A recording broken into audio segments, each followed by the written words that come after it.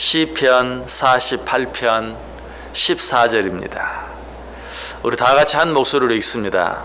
이 하나님은 영원히 우리 하나님이시니 그가 우리를 죽을 때까지 인도하시리로다. 아멘.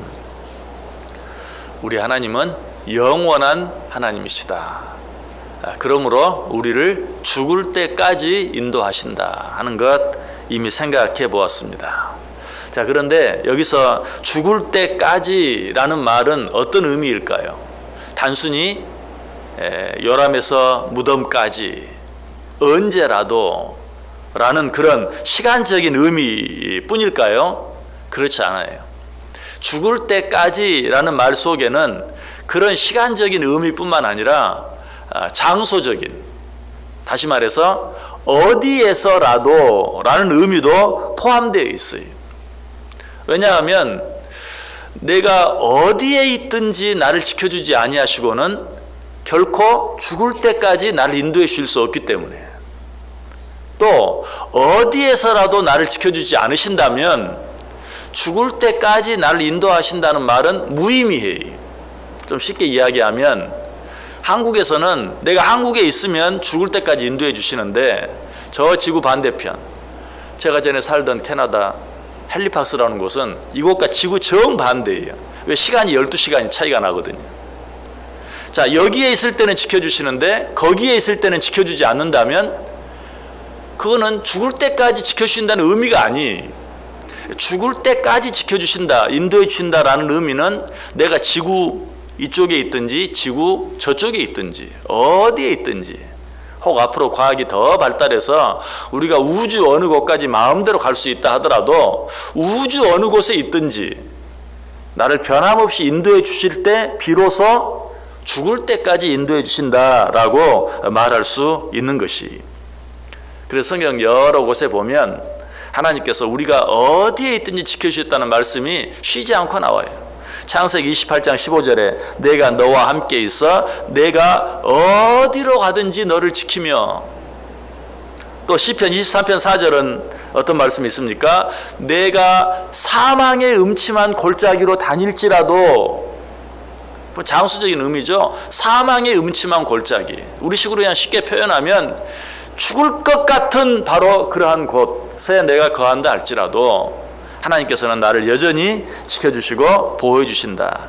시편 135편 6절에 보면 여호와께서 그가 기뻐하시는 모든 일을 천지와 바다와 모든 깊은 데서 다 행하셨도다. 여호와께서 그 기뻐하시는 모든 일, 이 속에는 어떤 일도 포함되어 있을까요? 어떤 일도 포함되어 있을까요? 우리를 죽을 때까지 인도해 주시는 일, 하나님이 기뻐하시는 일이, 우리를 죽을 때까지 인도해 주시는 그 일을 어디에서? 천지와 바다와 모든 깊은 데서 다 행하셨도다. 요나가 깊은 바닷속에 내려갔어요. 그럼에도 불구하고 하나님께서는 어떻게 하셨습니까? 거기에서도 큰 물고기를 준비하셔서 그를 삼키게 하시고 그를 육지에 토해내게 하셨어요. 정말 바다 깊은 곳에서도 하나님께서는 그와 함께 하시고 그를 지켜주셨던 것이. 무엇보다도 시편 139편 5절에 보면 주께서 나의 앞 뒤를 둘러싸시고 내게 안수하셨나이다. 나의 앞 뒤. 자, 이것은 내가 볼 수 있는 곳뿐만 아니라 내가 보지 못하는 곳까지도, 뒤에서 누가 나를 어떻게 하면 나는 속절없이 당할 수밖에 없죠. 그러나 우리 하나님께서는 어때요? 나의 앞 뒤를 둘러싸시고 나를 보호하신다. 계속해서 7절부터 있는 말씀 보면 내가 주의 영을 떠나 어디로 가며 주의 앞에서 어디로 피하리이까? 내가 하늘에 올라갈지라도 거기 계시며 수월에 내 자리를 펼지라도 거기 계시니이다. 내가 새벽 날개를 치며 바다 끝에 가서 거주할지라도 거기서도 주의 손이 나를 인도하시며 주의 오른손이 나를 붙드시리이다. 내가 하늘에 올라갈지라도, 우리 하나님은 높은 하늘에도 계세요. 아까 말씀드렸던 것처럼 여기서 하늘은 정말 저 우주 깊은 곳, 어떤 곳까지라도 우리 하나님은 거기 계시며 거기서도 우리를 지켜주신다라고 이야기하고 있어요.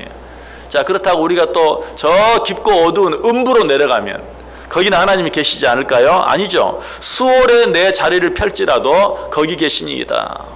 이 수월은 죽은 자들이 거하는 아주 어둡고 깜깜한 곳, 그것을 이야기, 지옥과 같은 곳, 거기에도 하나님은 계신다라고 이야기하고 있어요.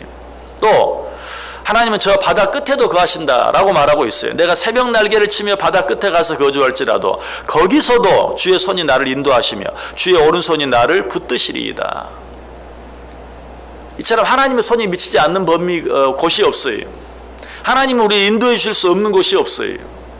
내가 하늘에 거할지라도, 저 수월에 거할지라도, 저 바다 끝에 거할지라도 거기서도 하나님이 나를 인도하신다. 이것이 바로 나를 죽을 때까지 인도하신다는 의미. 이런 말씀들이 범죄한 자들, 하나님을 알지 못하는 자들에게는 두려움이 되겠죠. 왜? 하나님을 피할 수 있는 곳이 한 곳도 없으니까. 하나님은 저 높은 하늘에도 계시고 저 깊은 수월에도 계시고 저 바다 끝에도 계시고, 이것이 두려움이 되겠죠. 마치 범죄한 사람이 경찰이 쫙 깔려 있으면 어때요? 두려워요. 그러나 범죄하지 않은 자들은 어때요? 경찰들이 사방에 있는 것이 나로 하여금 안심하게 만들죠. 마찬가지 하나님을 믿음으로 하나님의 자녀된 우리들에게는 하나님이 어디에나 계신다는 것이 두려움이 되는 것이 아니라 위로가 돼요. 힘이 돼요. 축복이 돼요. 자유함이 돼요. 하나님께서는 우리를 그렇게 인도해 주신다. 내가 너희를 죽을 때까지 인도해 주겠다라는 말은 네가 어디에 있든지 무엇을 하든지 내가 그 일들 속에서 너와 함께하고 너를 인도해 주겠다. 아까도 말씀드렸지만 요나는 이 사실을 알지 못했죠. 배를 타고 바다 저 깊은 곳으로 가면 하나님의 눈을 피할 줄 알았어요. 그래서 요나서 1장 3절에 보면 요나가 여호와의 얼굴을 피하려고 일어나 다시스로 도망하려 하여 욥바로 내려가 배를 탔다라고 말하고 있어요. 여호와의 낯을 피하려고. 그가 배를 타고 바다 깊은 곳에 갔을 때 정말 하나님을 피할 수 있었나요? 아니죠. 하나님은 거기도 계셨죠. 그래서 하나님이 어떻게 하셨어요? 큰 폭풍이 일어나게 하시고 그 배가 대파되게 하시고 결국은 요나가 어때? 깊은 바닷속에 내려가게 하셨어요. 그러나 하나님은 그를 버리지 않으셨죠. 그 깊은 바닷속에도 하나님이 계셨기 때문에 물고기를 예비하사 그를 집어삼키게 하셨어요. 그리고 그를 육지에 토해놓게 하셨어요. 이것이 우리 하나님이 바다 끝에 가도 피할 수 없는 하나님, 아니 바다 깊숙한 곳에 내려가도 피할 수 없는 하나님, 그 하나님이 우리와 함께 하신다면 우리는 아무것도 두려워할 것이 없다. 예레미야 23장 24절이 말합니다. 여호와의 말씀이니라.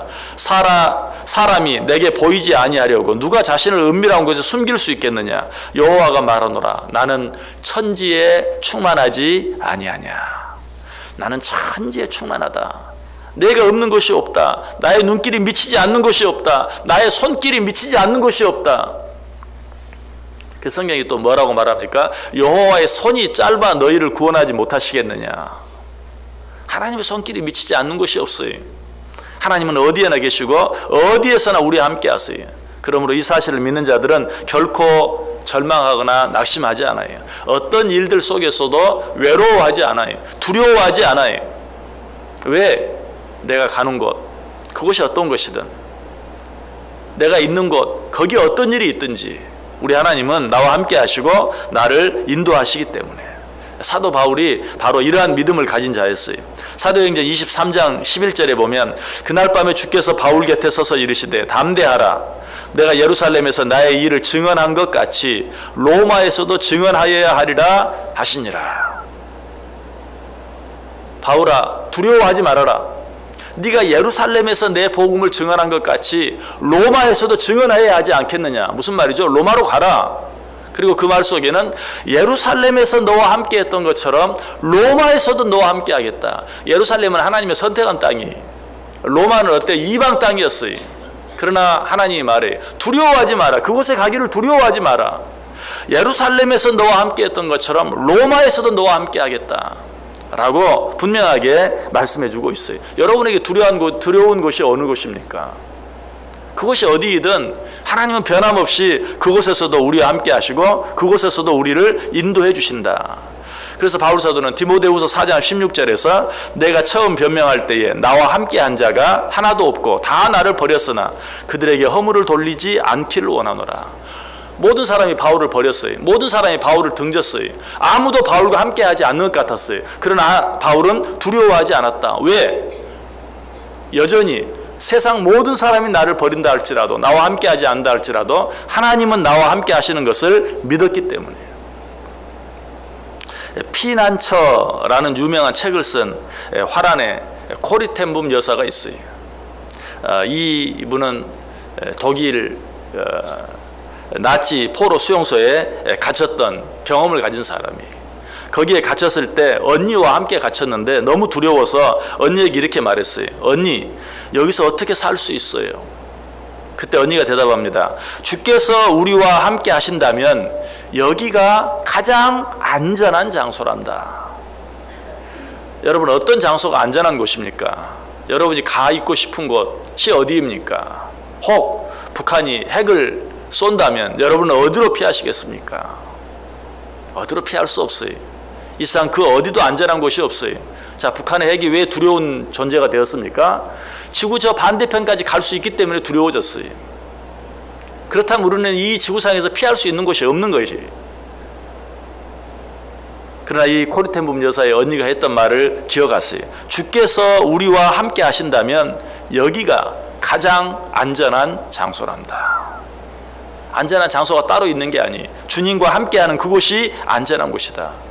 여기에서 은혜를 받고 이 코리 텐붐 여사가 모든 사람들이 다 죽어나가는 그 나치 포로 수용소 가운데서도 살아서 나갈 수 있었고, 거기에서 나가서 바로 이 피난처라는 책을 쓸 수 있었던 것이, 여러분, 하나님과 함께하는 곳, 그곳이 바로 가장 안전한 곳이요, 가장 안전한 피난처가 돼요. 우리 하나님은 어디에나 함께 하세요. 이 사실만 잊지 않는다면 우리가 어디에 있든지 그곳이 가장 안전한 장소예요. 그것이 나의 피난처가 돼요. 오늘 하루도 하나님과 함께 하시길 바랍니다. 하나님이 어디에서나 나와 함께 하시고 어디에서나 나를 인도하신다는 사실, 그래서 언제 어디에서나 나를 죽을 때까지 인도해 주시는 그 하나님을 떠나지 아니함으로 이 세상 그 어떤 사람도 느끼지 못하고 누리지 못하는, 주님만이 주실 수 있는, 주 안에서만 누릴 수 있는 진정한 안전함, 진정한 평안함, 진정한 자유함을 누리며 살아가는 저 여러분 꼭 되실 수 있기를 주님의 이름으로 간절히 축원합니다.